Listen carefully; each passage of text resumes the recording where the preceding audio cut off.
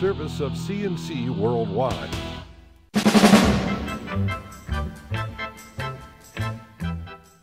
CNC Podcasts are a service of CNC News brought to you by the Greece Chamber of Commerce, providing more than 800 member companies with business solutions since 1984. The Wegman Family Charitable Foundation has made a pair of major gifts to the University of Rochester, totaling $17 million. University President Joel Seligman says the first is a $10 million gift to the U of R's Institute for Data Science.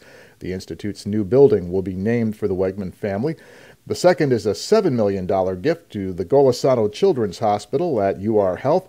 That's nearly half the money still needed to complete the fundraising for the expansion of the Children's Hospital.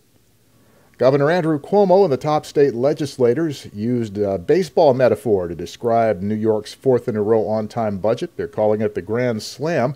Cuomo signed the $140 billion budget bills with the Assembly and Senate leadership on hand. The governor did not get public financing for statewide and legislative political campaigns that he wanted. The governor says the votes were not there. You don't have the votes. You don't have the support. And that's the problem with public finance. We don't have the votes as we sit here today to pass public finance. But he says he'll keep pushing the issue. As the state budget was being signed in the Capitol building, about 3,000 opponents of the NY Safe gun control law were gathering outside on the Empire State Plaza. They heard speakers including Donald Trump, Republican candidate for Governor Rob Astorino, and former GOP gubernatorial candidate Carl Palladino call for repeal of the law. Opponents say it violates the Second Amendment right to keep and bear arms. The act declared several popular rifles, including the AR-15, to be illegal assault-style weapons.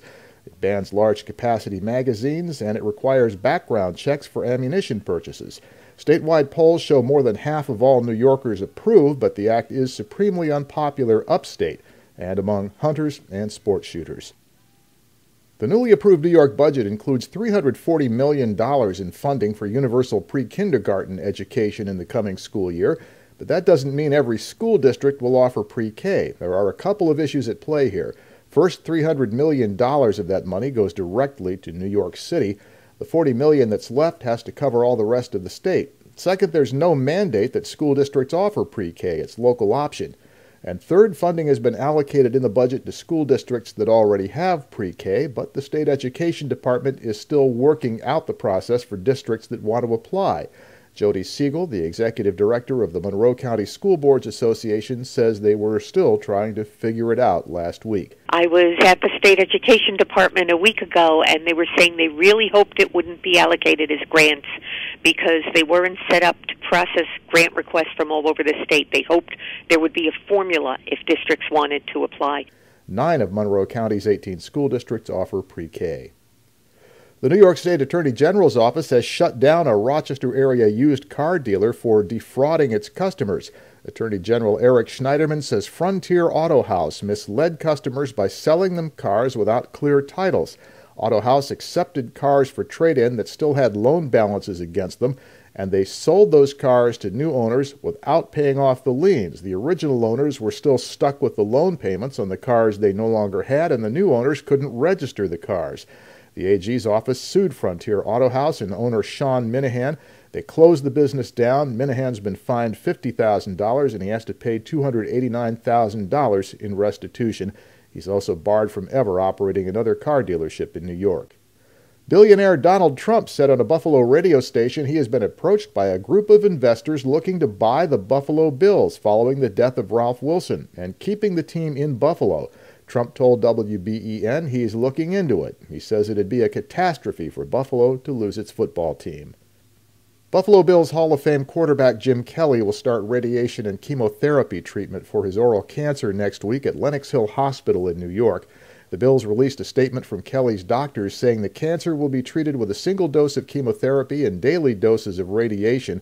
Dr. Peter Costantino says the chemotherapy will be done in New York and the radiation, a 6-week regimen, will be carried out at a cancer institute in Lake Success. Kelly will also have outpatient chemo treatments at follow-up intervals. After all this, doctors will wait and observe how Kelly is doing for 2 or 3 months, then decide if the former Bills quarterback will need more surgery. The Rochester Red Wings have their home opener on Saturday, but Tuesday morning Frontier Field was still buried in snow. Tuesday was the annual Red Wings Media Day, and reporters couldn't help noticing. Wings management says ground crews have been held back by the weather. They're also getting a late start because of the hockey rink installed on the field for Frozen Frontier back in January. They vowed to do whatever it takes to have playable grass for baseball on Saturday. An Orleans County task force has arrested 15 people and seized large amounts of drugs after a 6-month-long investigation centered around the village of Albion.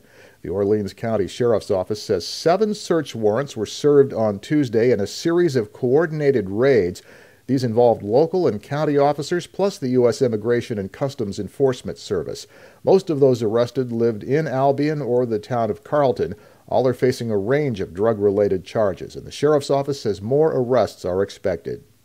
Your next CNC podcast is whenever you click on one of our pages and catch one. We post updates during the day as necessary, and I'm Bud Lowell, CNC News.